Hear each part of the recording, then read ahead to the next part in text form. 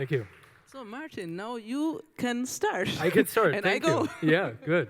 Hello, Republica 2016. Well, yeah, actually we were thinking like, okay, Innovation Hub, so we spent a whole week figuring out like what could be the longest title we could ever build on this site. So we came up with this, sounds like a very bold kind of thing that we're having in mind with this, and it comes a little bit with our history that we spent quite some time in the accommodation and hospitality industry so far.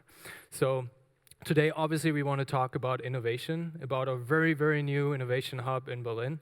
And I first maybe introduce myself again.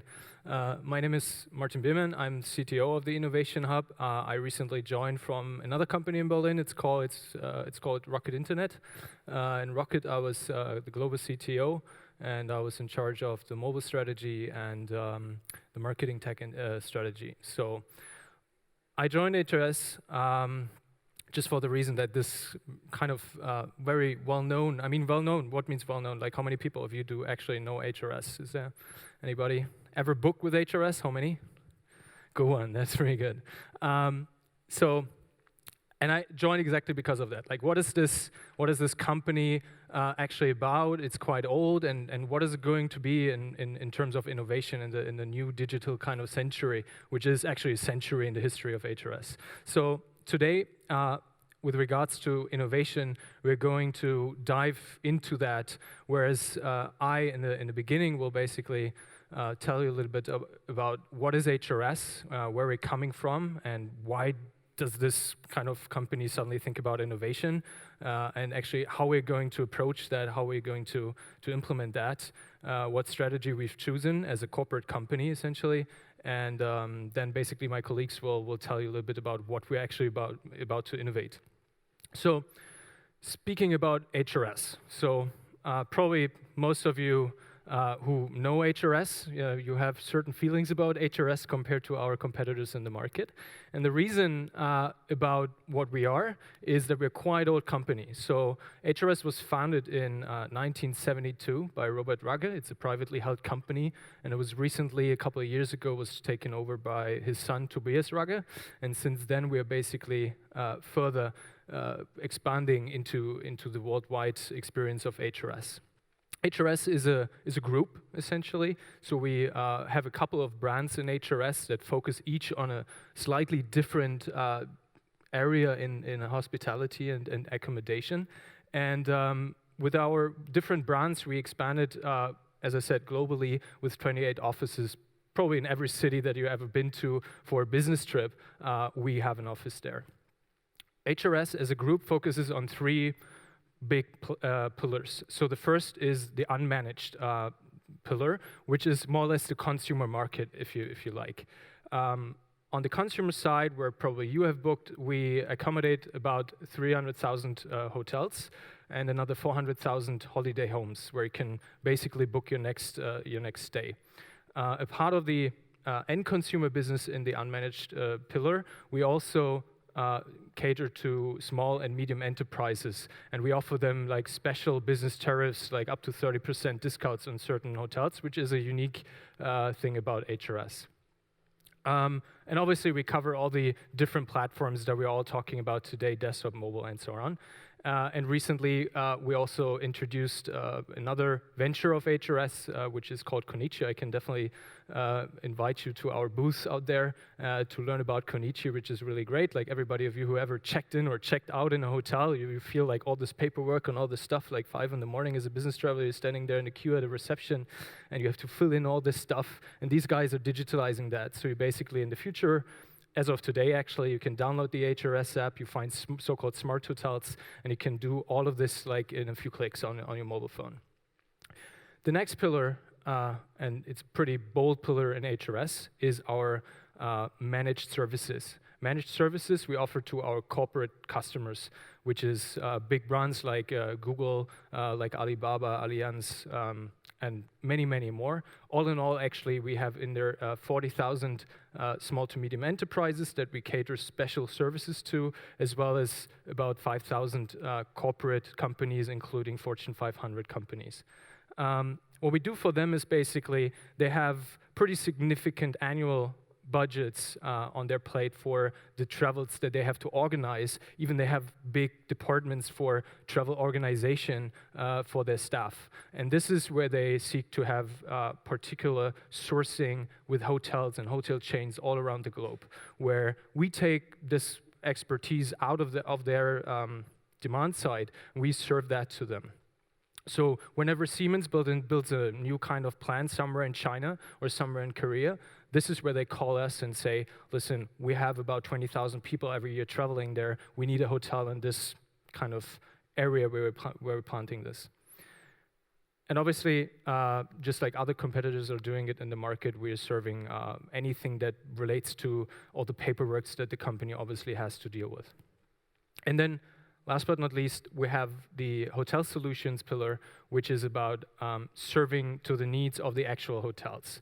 Hotels, probably as you can anticipate, are based on their size, obviously, are based on a lot of paperwork. There's probably least digital in all of the stuff that we're catering to. And this is exactly what we are trying to change. We believe, and this is also coming a little bit forward to the innovation and our approach to become this integrated solution, is we want to digitalize all of these different services that they have to serve us as a guest, but also they have to deal with in their back office. And if we integrate that very well, we can offer even more digital inventory to our customers than they actually can use today if they're not passing by the reception and seeing like a big ad. And obviously, as I basically circled around that, our core strength lies in business travel. So this is what is where basically our heart beats for, and where we believe the future for HRS is. And if you compare that to other competitors in the market, we're actually on the consumer side, we're running pretty much head-to-head with Booking.com and Expedia, whereas we basically reserve for some areas within Europe.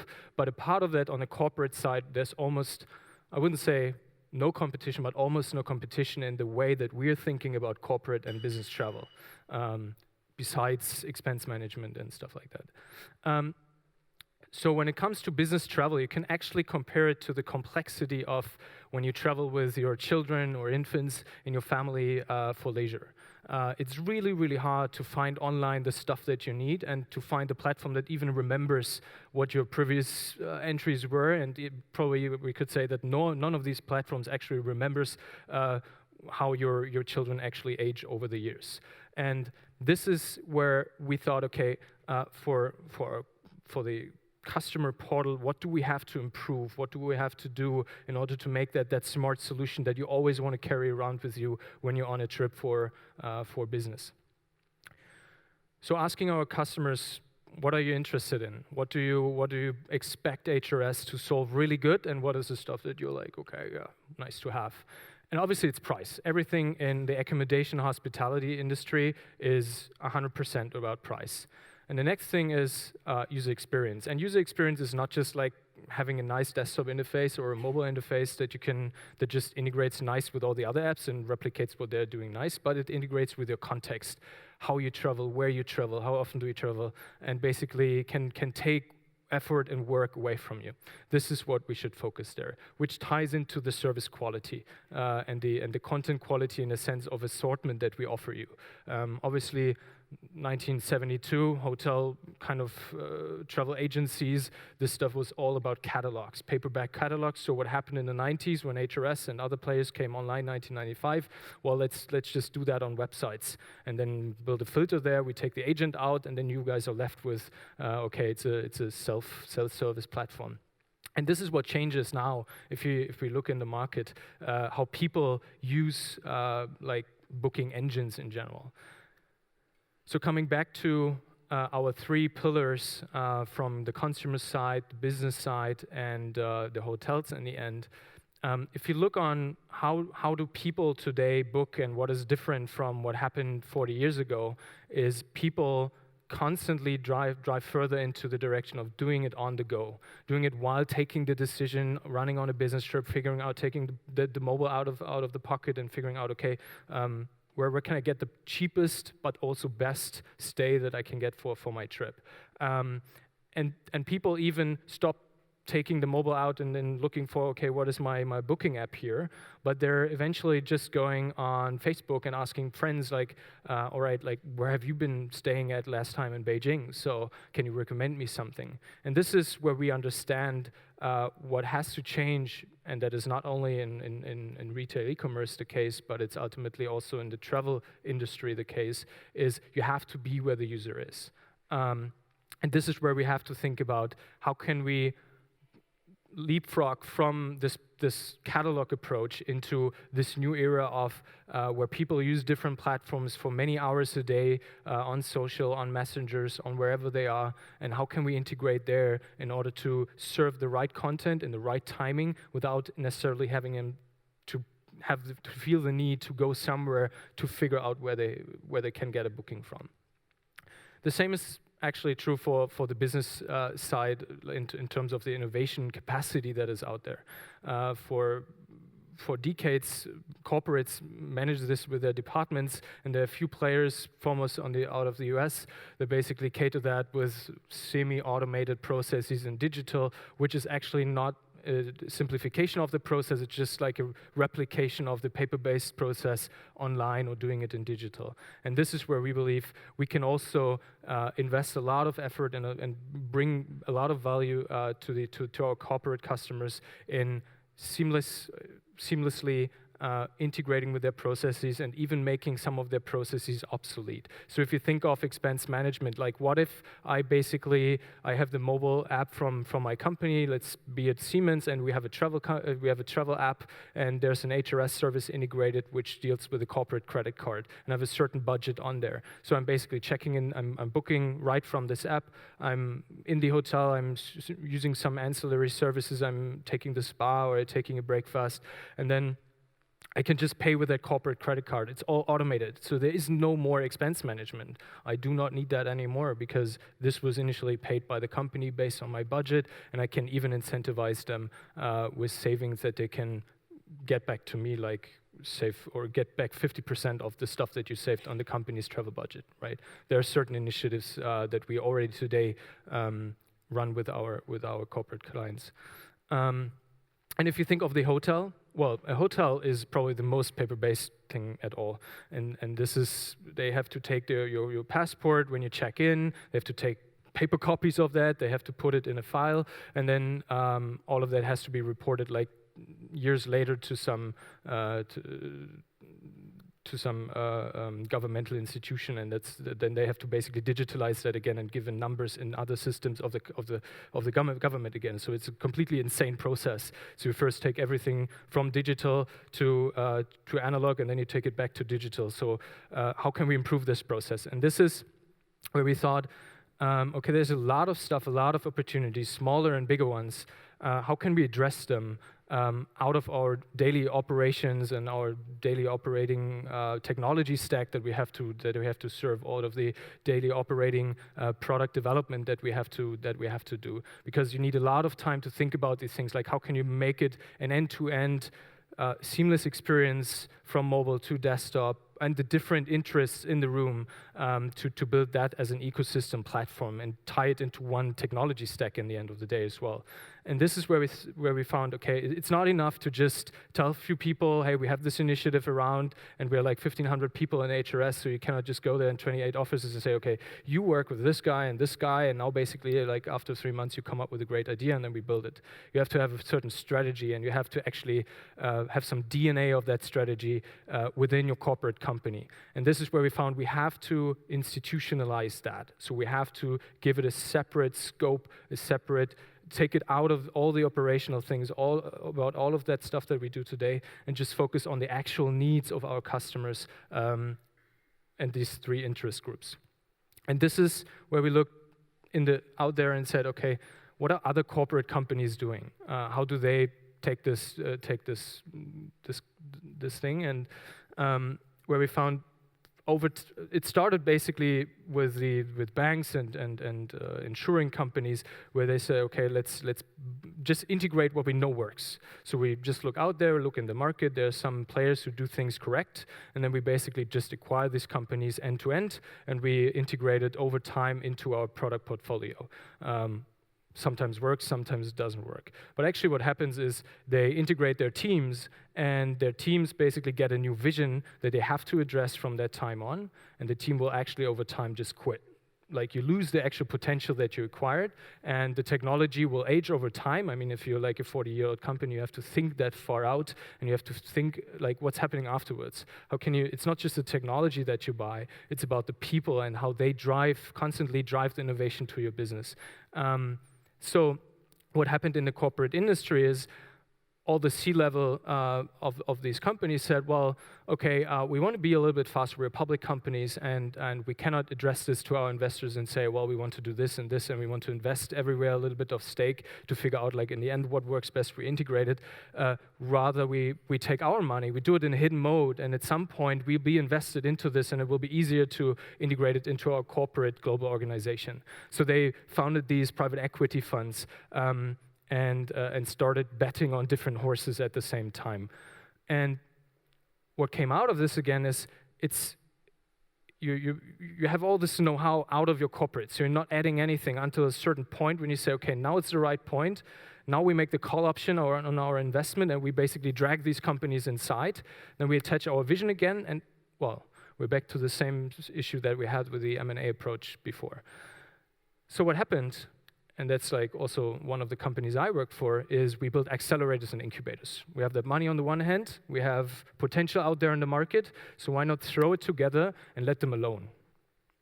Well, letting them alone in a certain constraint, which is you get these smart teams and you let them work on some stuff, you give them a constraint and say, okay, but please just focus on this area. Do not get out of this area, but whatever you do in there, just go for it.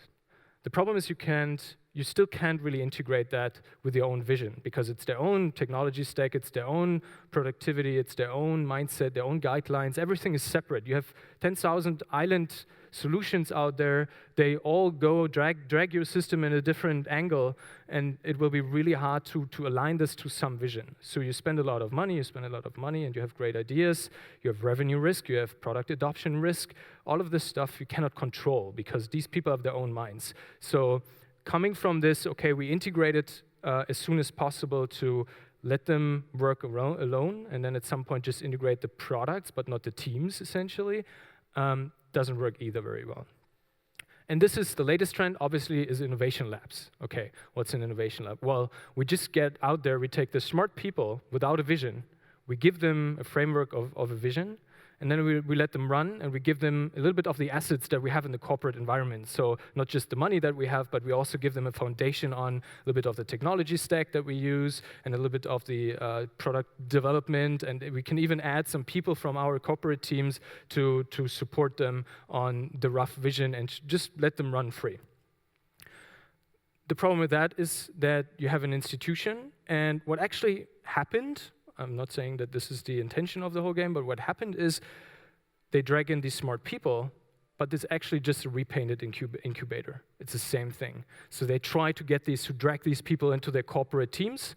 So then you come in there, and then you have all these people who are wearing nice suits and have nice ties around them, and you talk to them, and your whole innovation power just drops, because you're like, well, that's not what I expected. I expected something where I can innovate, where I have other smart and young people around me, where we can take the most top-notch technology, and we can more or less build whatever we like as long as it fits the vision. So there's not much a difference between an incubator or an accelerator and an innovation lab. So we're thinking, okay, we know we need to institutionalize that approach of innovation. But all the stuff that happened so far doesn't really work for us. It's not what we want to do, because it means that we suck in these people and we just lie to them, and that's not what we want to do. So we thought, okay, what can we do? And that's also what is the difference of a hub versus what is a lab. So if you think on the one hand, on the left side, you can see basically how we understand a lab. So you have the big nucleus, the big corporate nucleus in the middle, and then you have these island solutions, these kind of bets that you take, and you just frame a virtual border around that well, it's not illustrated here, but it's just running all around this nucleus. And then you basically tell these teams, yeah, you can do whatever you want, but actually you try to include it, and you try to suck it up into your corporate environment. And how it actually works is you get these smart people, and you put them in teams, and you give them policies. You say, you can do that, you can do everything, but please don't do this and this and this and this, and don't spend too much money with this whole thing. And in the end, that's what in Innovation Lab, what happens there. So with an innovation hub, what we see is actually, it's a little bit of a contradiction, because a hub you would anticipate is more open, and that's actually what we're trying to be, although this looks like more enclosed. But the idea is we give a vision, we basically attract people for the stuff that we want to do. We give them guidelines. We say, well, we're 40 years old, we probably do not have the best technical stack for you, so you should bring us your innovation power into our vision. And whenever you change something, whenever you build out a new best practice, whenever you think you want to change something, you have to basically integrate it into our value scope. You have to integrate it into our guidelines. You have to tell us, you have to teach us, you have to workshop us on what we actually should improve. And this is the kind of more open world of it, where we say, we have the innovation hub, we can tell them about our struggles today, and we can tell them where we're heading with the vision. But then these people are smart enough, they can take it from there, and they can drag us forward as the whole group. So the problem that you might see now is like, okay, but how are these guys actually doing it? Like, how do you drag the whole group forward? And that's where we found, well, the limitation is the tech side, where today we have a obviously very monolithic kind of stack in HRS, so meaning that it's really hard to integrate a new solution to our technical infrastructure. So what we did is we said, we need to change our platform approach to technology and the methodologies in our product development. And if we integrate that very well and we contribute, the Innovation Hub does not work on island solutions, it contributes to the exact same runway that whole HRS is working on. And this is basically is the big change that we see. So actually, if you see the product development and IT landscape of HRS, the Innovation Hub works on the exact same infrastructure. They work on the exact same scope. It's not that they run off their own solutions and becoming their own monolithic artifacts. It's they contribute to the actual same website of HRS that you see. And this is what changes the game significantly, because you can tell these people feel impact immediately. They can A/B test a new feature, a new product immediately to our consumer group, which on the one hand is a matter of risks and mitigation processes in place, but on the other hand is like they feel the immediate impact, and we feel the immediate impact likewise. We do not have to invest on a horse, we don't have to bet on a horse, and then basically wait for 2 years, take the call option, and then say, okay, now let's integrate that, and like 1 year later, we are not any step further. So it takes us 3 years, and we don't get any step further. So this is why we believe the significant difference here is that these guys do not work on island solutions, they work on the exact same. We work in the Innovation Hub, we work on the exact same infrastructure as HRS. Actually, we are building it at the moment, and we are migrating the HRS infrastructure onto ours, which is the key difference. So we are sucking up the corporate in the startup, not the other way around, so to say. So then you might ask, okay, but how do you execute that, and how do you actually let these teams run? What is this guideline framework that you're talking about? How do you get this together? And this is where we said, okay, anything that we work on, anything that we have an idea about, we need to come up with 5 steps with this, and we need to also illustrate and document that very well to basically pitch that internally and get these people on our vision. Which means that we build visual prototypes from our idea, and at some point we even, as we contributed to the actual customers on our platform, we can build alpha products and directly show it to our customers, and then we iteratively make it better, and we push it out so the product grows within the corporate stack. It's not like a separate thing. We have to figure out like what customers are actually interested in this new product and this new feature. We bring this directly to the customers, which is way different than any incubator approach goes today. So before we had basically for the actual what's, because you might be interested, okay, what are these guys actually innovating about, and not just like what's this guy telling us like how he's doing it. We have thought about, okay, we have processes, we have a guideline framework, we know how we want to innovate live online with our customers, But how do we staff these teams? Like, who should work with us, and how do we staff them? Like, do we just run arbitrary product teams and let them build some fancy stuff? And this is obviously a risk if you run this live kind of innovation topic. So we said, okay, we have 4 key areas that we need to innovate, which actually forms more or less the whole product if you take operations out, which is the marketing innovation, which means we have to be where the customers are. That means that we have to not just like run arbitrary search optimization traffic to our page, but actually step out of brand marketing and directly approach the people wherever they are on Facebook, on Twitter, wherever they're around. So we basically have to innovate on catering our hotels to them wherever they are.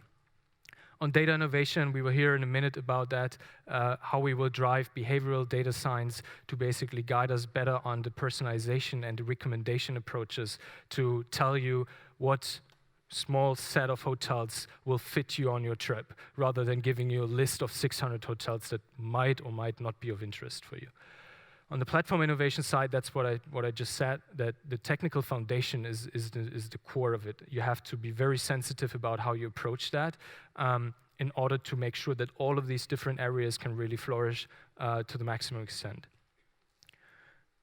And ultimately, we have product innovation, which is like, okay, how do we tie all of this together to a sleek user experience that in an end-to-end approach caters the business traveler from having the idea to have a trip or being forced to have a trip, booking the right thing, seeing upfront what is awaiting me on the hotel, what stuff can I actually use there, what services are there, then being in the hotel, utilizing that, and afterwards having ideally no expense management at all to deal with.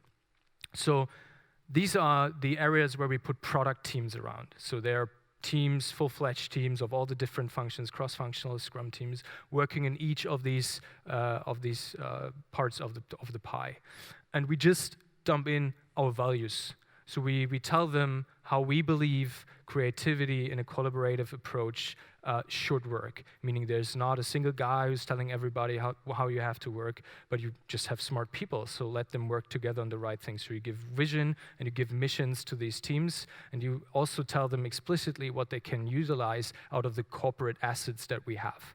So what kind of people do you have to talk with if you want to drive innovation? How do you figure out in a corporate environment 1,500 people, 28 offices, technology stacks everywhere on 5 different tech centers. How do you figure out if the stuff that you have in mind is actually out there or not? Like, this is where we have to give these people just guidance. This is a guidelines kind of framework that we give them. On the organizational approach, we have a matrix kind of agile organization, meaning that we run with a tribe, squads, guilds, and chapters approach that was originally introduced by Spotify, actually, which actually we are turning the whole HRS organization onto, which is a significant step for a corporate company, and is a really long and hard way that we're right now in the actual execution phase of, and which is actually you empowering people and you basically giving trust back to the people that they're smart enough to bring your corporate to the next level. And on the Innovation Hub, we add a small ingredient, which is entrepreneurial startup execution, meaning these teams also have a competition a little bit going on. So we have obviously company objectives, and people get incentivized by reaching these objectives in certain time, or as many of them as possible. So if you add the value framework, you give it a solid tech foundation, and you give it the right organizational structure, that might work out. So now, I told you a little bit about why we want to innovate and how we do that on a processual kind of frame. And now I would basically invite Darryl on the stage, who can tell you a little bit about what we're actually innovating about. Darryl, okay. Please come on stage. Hello. Nice one. Hi. So I'm Darryl. I guess to try and explain a bit my role in the hub, I sometimes like to think I'm a bit like a chef. There's all these like great ingredients on the table. There's great technology, lots of data, and it's my job really to try and assemble all of these crazy ingredients into a product that maybe people might want to consume. So you could say I'm a bit more focused on the human factors, the user experience or the product experience, what actually we want to put in front of our customers. So I'm just going to give you a teaser of the kind of topics we're working on. I apologize in advance. I don't have any real working software to show you. This is partly because I've only been in the organization for like 4 weeks, and we're still in the process of actually hiring developers. We've got one back over there. Hello. So we're in the process of actually building up the team. So next time we're back at Republica, we'll be demoing real stuff. But still, I wanted to just kind of share with you some of the ideas that we have currently.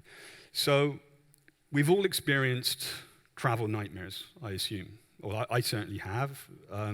As anyone else? I mean, travel is it's an experience that can easily go wrong, right? And quite often you're stuck, like this poor guy, sleeping overnight in an airport. Things can happen, right? There's many things that can happen. Life is unpredictable. Travel is unpredictable. There could be natural events. There could be, an earthquake. There could be mechanical or human failure. There could even be like political or civil unrest. All of these kind of factors create unpredictability and uncertainty.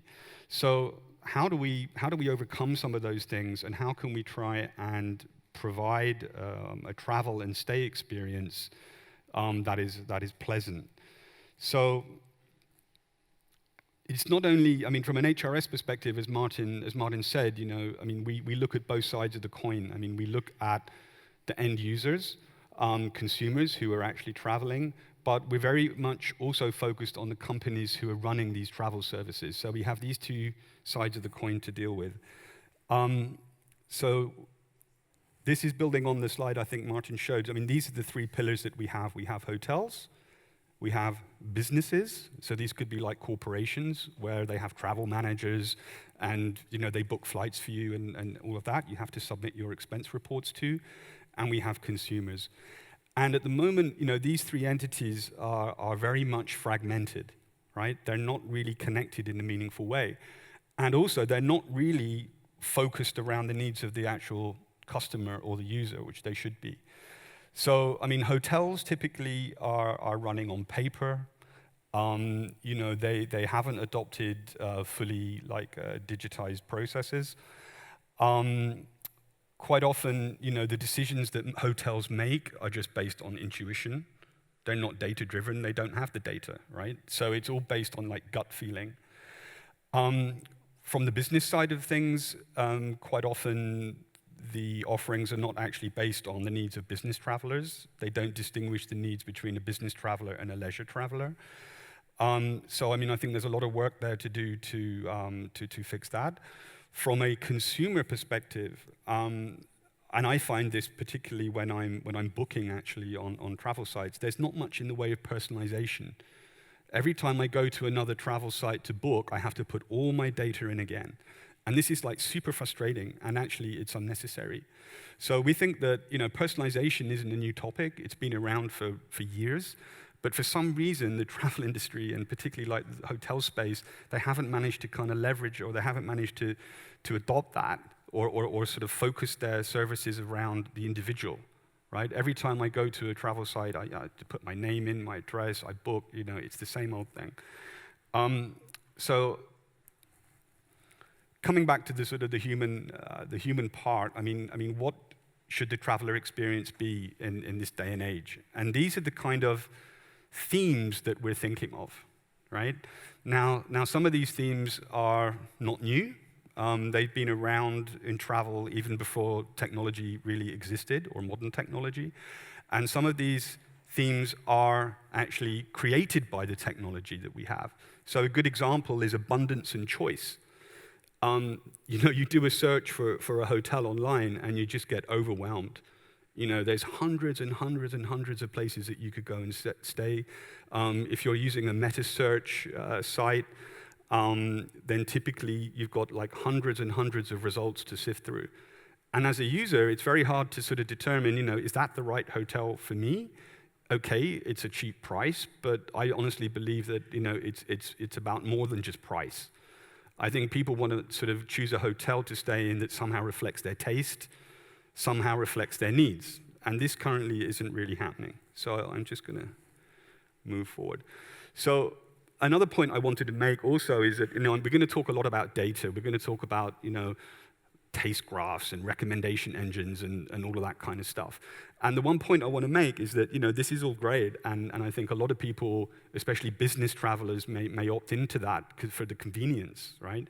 But there's another aspect which is, I think, relating more to the leisure traveler. I mean, first of all, people are sensitive about their data, right? So this is one point.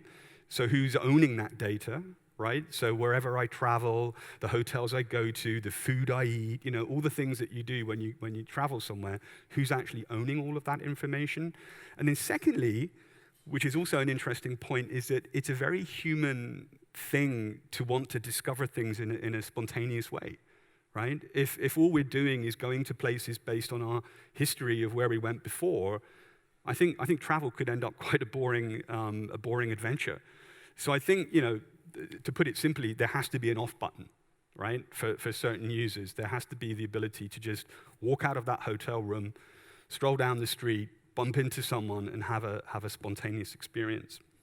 So the current travel journey. I mean, we've kind of laid it out here to try and show you what it looks like end to end. And I'm sure most of you who travel will be feeling very familiar when you start, looking at some of these questions. There's an awful lot of stress and anxiety related to travel, right? And if you think about it, the context switching, you're starting off at your home in your office, then you're moving into a different space. You're in a cab on the way to the airport. You're at the airport. You're in a plane.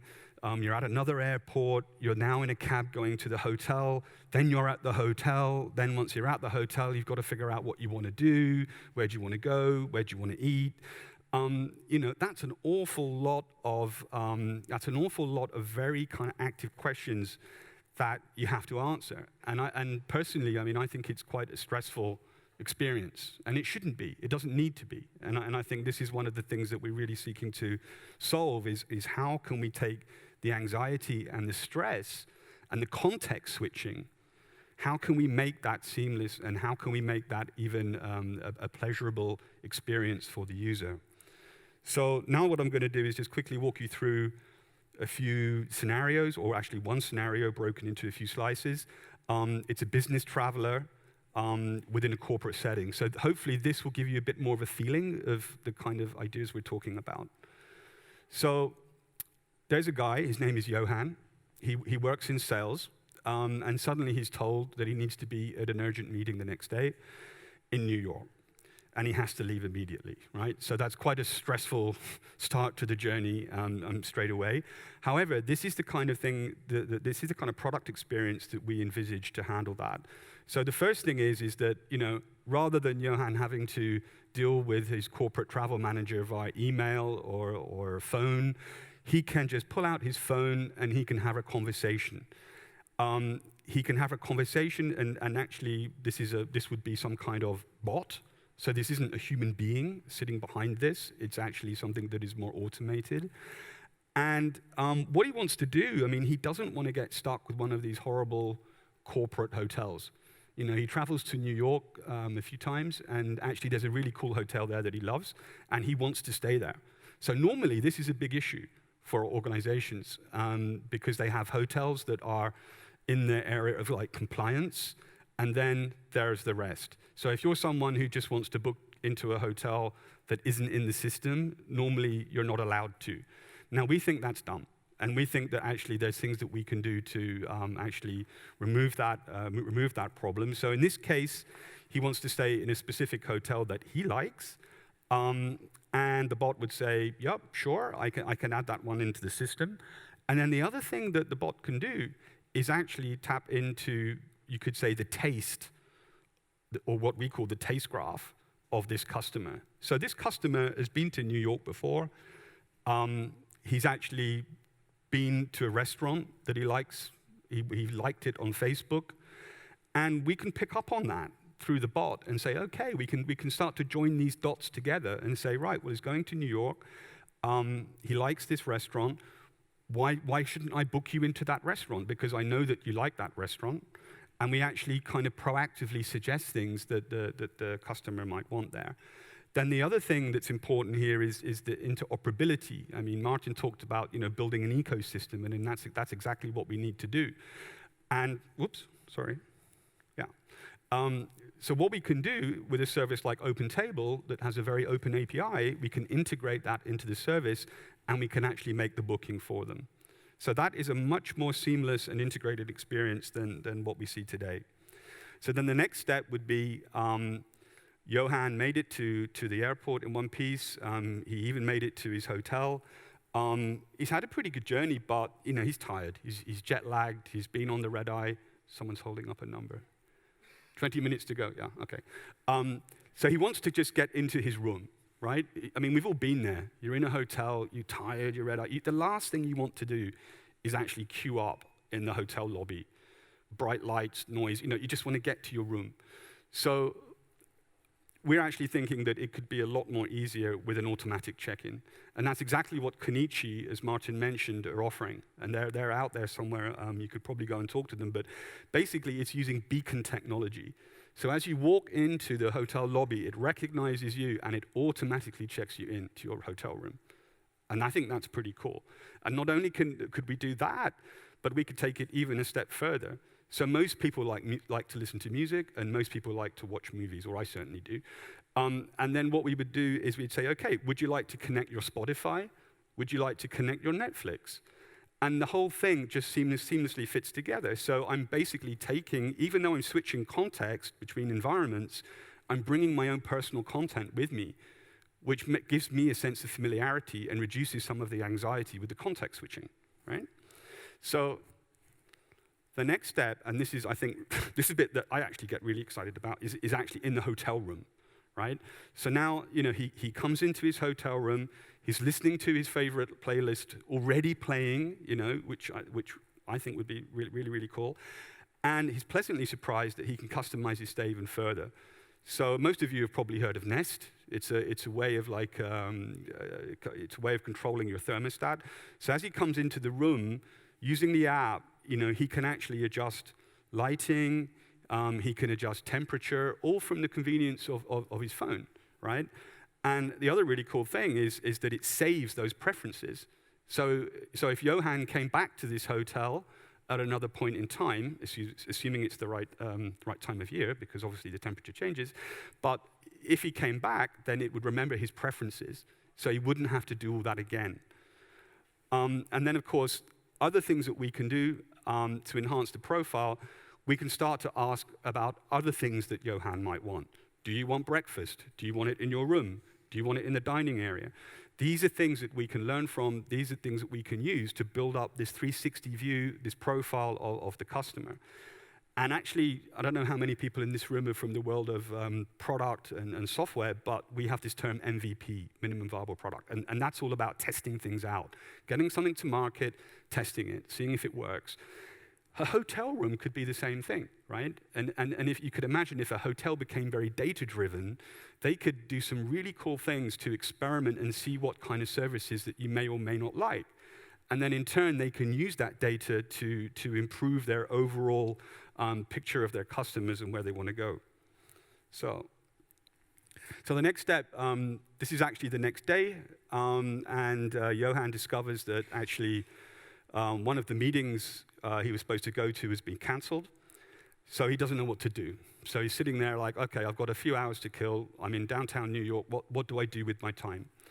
So the app can actually access Johann's schedule. It actually sees that he's got some free time now in his Google Calendar, and it starts to proactively suggest things that he can do based on the time slot that he's got available in his calendar. So in this case, it's even one step further, because what it's doing is saying, right, well, we can see that you've got a bit of free time coming up in your calendar, and then very cleverly, the hotel management system can also see that in terms of the sauna service that they're offering, they've got some open slots, right? So we're sort of connecting those two things together to say, okay, right, well, we know that you're free in the next 2 hours. We know that we have some free spots in the sauna. Would you like to do that and get a 50% discount or something? And this might seem a bit trivial, but in the hotel world, this is huge. This is a really smart way of cross-selling and actually using up inventory and things that they have that is available. So then the next step in this would be more, it's time to go home. So now Johann is got to return back home. This is also a very stressful thing for most people, especially after a business trip. But in this case, the app spots that actually it's time for him to check in, and Johann is running late. He didn't realize that time's moved on, but the app's actually proactively saying to him, your flight's leaving, it's time to check out. Then the next thing it would do is also say, okay, would you like to add the items, the breakfast, the sauna, to the bill? And then we predict that digital wallet will come in, and he's able to basically pay immediately. So that the whole idea of expenses is kind of redundant. I mean, it's actually more pay as you go. So this takes out a lot of the friction of travel. So then the next part would be, okay, so you've basically checked out and all the payments are made, but we can check you into your flight.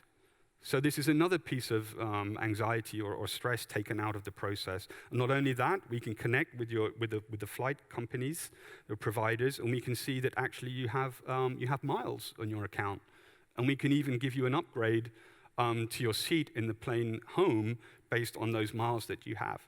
And then the final step would be your Uber car is waiting outside for you. So that's kind of what we have in mind, a very seamless, very easy process. So then Johann would return home. Obviously, he can relax. All his travel costs have been processed. So as I said before, there was a digital wallet. This was what he's been using to pay for all of his corporate expenses while he was in New York. And the other nice thing is that his personal expenses are kept separate, because the business travel it's a nightmare. You come home, you've got a big stack of paper receipts. What can I claim? What can I not claim? That is all taken care of. And then one step further than that, we could integrate with something like Apple Pay or Google Wallets to actually integrate those payments in a way that the user can actually see their account and what has been paid. But more importantly, we can actually connect into the accounting systems of the hotel, as Martin said earlier, and we can even see, or the hotel manager can even see, has he gone over budget, has he gone under budget, and there's things there we can do to incentivize people from spending too much when they go traveling. So that just gives you a feeling, a taste of the kind of themes and topics that we're going to work on. I'm going to invite Tilman up now, who's going to now talk a bit about the data part and how we can achieve that there. Okay? Thank you.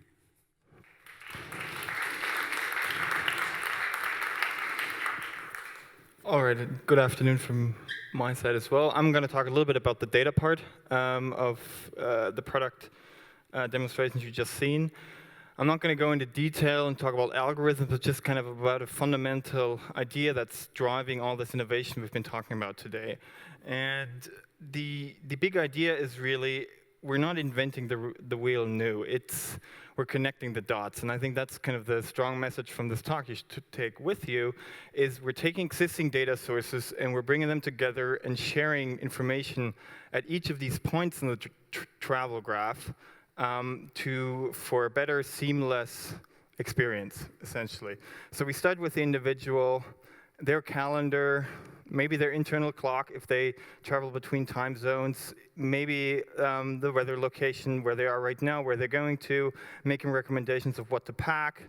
There are ways to look at the mood. Maybe they're hungry because the last meal has been a while. And all this information gives us an idea of the current state of mind of the person we're talking about. And I think that's one thing of interest at a travel where there are handoffs between different service providers, which can definitely make the experience more pleasurable, or at least not as bad as it sometimes is if you're on a long business trip and you have to go right back to the office in the next morning. So this is what we describe as context. Then we have the company over here, which we were talking about, compliance rules, regulations, what are you allowed to do, what are you not allowed to do. Having this integrated into a system allows you to easier access bookings and knowing what you're doing without maybe working against some of the company rules. Now, we talked about travel services, airplane, airlines, transfers, even the hotel to some extent is a travel service where people spend time, information is shared, data is compiled, integrated, and money is spent, which brings me to the payment system, which I think, particularly for business users, is something you just don't want to think about it. I mean, the bill has to be paid, someone has to pay it, and it should be taken care of. There should be not, oh, I need the receipt for that, and can you make this separately? It's one thing, and it should be seamless.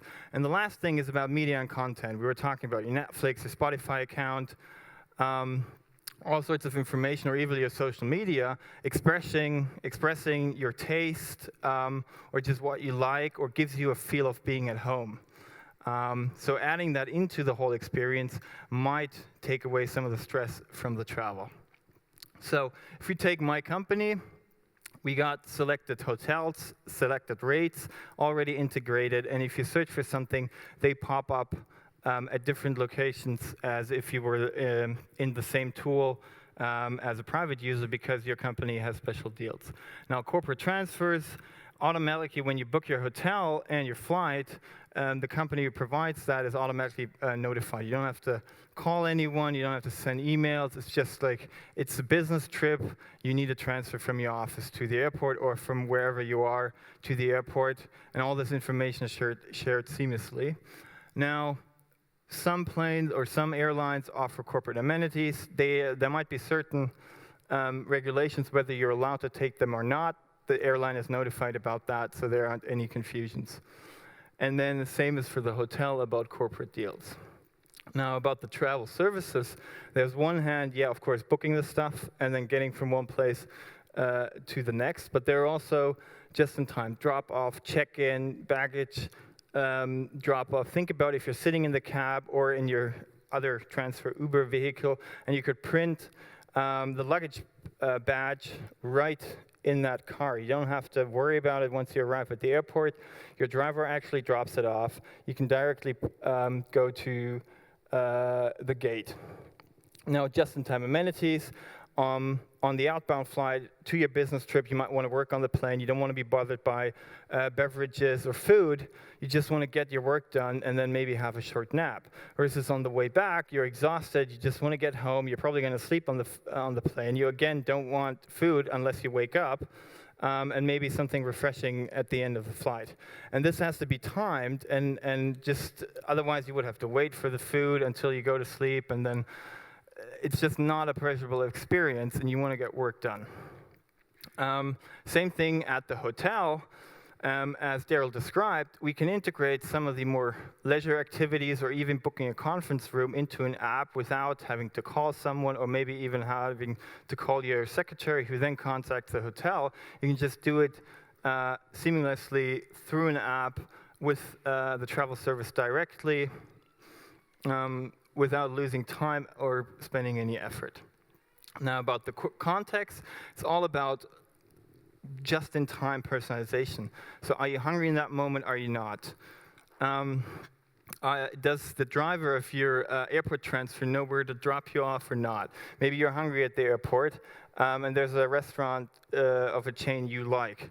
Knowing that information would be useful because you don't have a lot of time. Same thing, you arrive at a new airport, well, where are you going to be picked up? Knowing that information and getting updated information just when you landed, when you step out of the airplane, when you get to the terminal, where to go, again, is friction. Well, I'd say it's a better experience than not knowing where to go and then finding your way and eventually ending up at the right car after 5 tries where it didn't work out. Now, payment, we already talked about this. We don't want to print anything. It should be paperless, and it should be cashless. So any invoices are directly billed to the right account, whether it's private, whether it's corporate. It's essentially a button press. You can even go item by item, decide whether this is covered by your corporate policy or not. And finally, media content, we can really personalize the experience and give you a feel throughout the journey at the hotel of actually not being at home, but at least having the feeling of being not that far away from home, and continuing the thing you like at home also on your trip, whether it's a business trip or a travel a leisure trip. So finally, we see a lot of connections. None of the things I've been talking about is really new. We were not using any fancy machine learning. We're just connecting the dots. We're integrating some data that is already there, that is connected with timing information, with location information. But at the same time, as Darryl mentioned, this is an opportunity for, let's say, a more pleasurable travel experience. If you don't like that, if you don't want to share this information, you can still travel like people travel in the 20th century. But, I mean, that's up to you. This is a decision you have to make that we can talk about. We can show you what we can do if we integrate data. But at the same time, if you don't want to feel like this, that's OK. It's a choice. There is always an off button. All right. So I'm going to ask Martin back on the stage, and he's going to sum it up for today.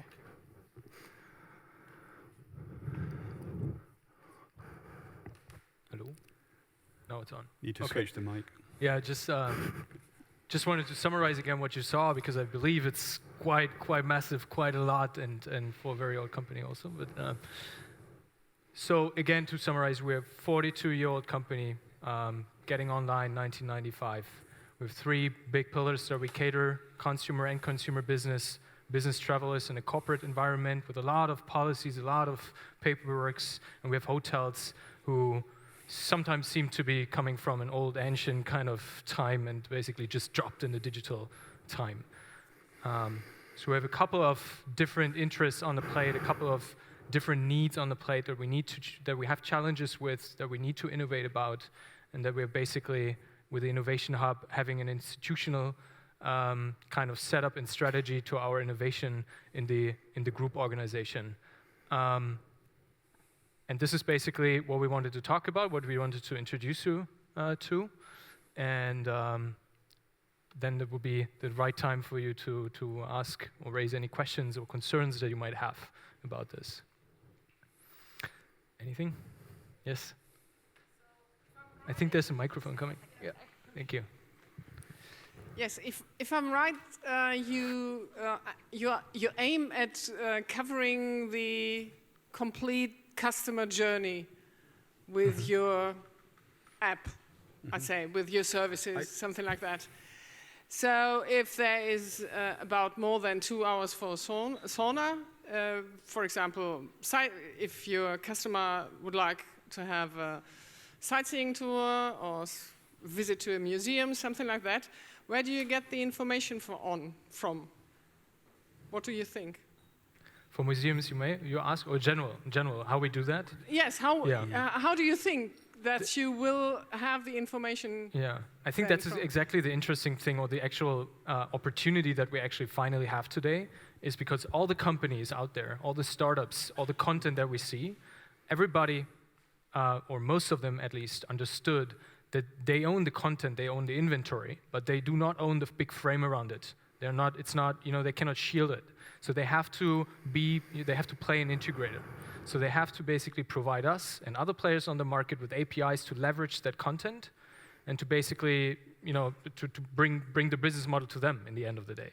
So for example, for a museum, that could be companies like Get Your Guide, right? Or Viator in the US, that could bring okay, what's the sightseeing tours, what's the POIs to visit, what's the right things to see in a city. So you need,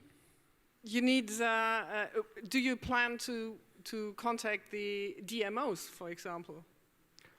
We plan to contact anybody who's needed to bring everything into this one service point app, so that we can give the end-to-end experience to the business traveler. Yeah, I mean, right? if I can add to that, I mean, most of this data is already out there. I mean, they're already even public APIs. So the point is not so much is the data there, it's more, is it relevant for that particular person? So I think that for us, the focus area is not so much the data connection. Yeah, we need to get that connection, but it's like, is that exhibition at that art gallery in New York, is that what you want to go and see? That's the magic. You know, that's the bit I think that's difficult. But you have to have the information on the Absolutely. Yes, yeah. Well, I mean, the information is available. A lot of information is available on the web. The question is, are you going to find the right information at the right time? And we're trying to build a framework where this is at least facilitated. And that's the idea. And enriched with your personal preferences. So the ideal, well, one ideal situation could be you walk down the street and your phone, there's a pop-up tells you, oh, there's a place available at your favorite restaurant right around this corner. Do you want to have it? Press here if you want to book it or not. And like, this is kind of the idea or mindset we should be thinking about. It's the right information at the right point in time to the right person. I got a question myself. I'm sorry, guys. Martin, a great talk about the Innovation Hub. I absolutely love the idea of bringing smart people into the room. But my question is, you said about that you provide them with vision and resources, and how the integration process works out. Like when those people don't share your vision, how does it work out? Well, He punishes us. I think it's a matter of alignment, right? I mean that you understand you're a team, you're working on the same vision, and you're driving that whole thing forward. So it's a matter of communication, and it's a matter of I mean, there's a broad word for it. It's called design thinking, which is like where basically people wrote books about like how to manage communication in a creative context, right? I mean, how can you funnel creativity from various people into one certain direction, and how can you make sure that these people don't feel governed, but they feel enabled by a foundation which is about methodologies, about technology, and generally about the same mindset. So this is something that organizes itself if you just provide the right assets rather than giving too tight restrictions to these people. And I mean, I would sorry. Yeah, go ahead. I mean, I would just say, I mean, I've only been working in the organization for a month, but I mean, to me, it's more like guidelines. It's not dictatorship. It's more like here are some guidelines to work within, but you've actually got to go and figure out what the solution to that might be. So you feel that it's a two-way street, actually. Yeah, you know? I think the other thing, it starts with recruitment. Like, we're not a startup, we're not a big corporate, we're something in between. So you ideally have an understanding of what happens in a big corporation, what kind of politics are in such a setting. At the same time, you have experience of, well, how do startups innovate? How quickly do things change in a startup? How do you go from, oh, here's an idea and here's a, well, sort of ready MVP after a month, and you have to combine that. So I think to answer your question, it starts with the recruitment and with the leadership that kind of brings those things together. Okay, thank you. Just one last question. Hello.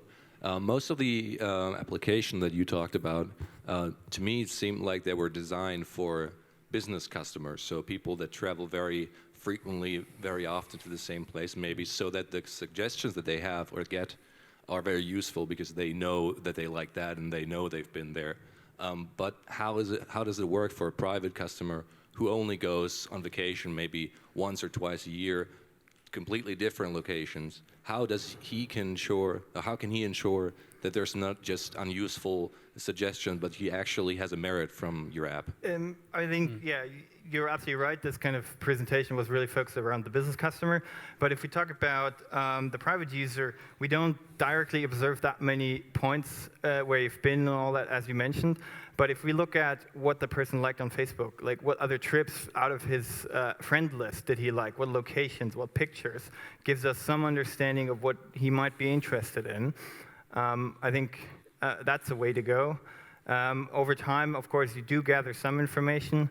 And then there are other ways of finding information about a person's personality.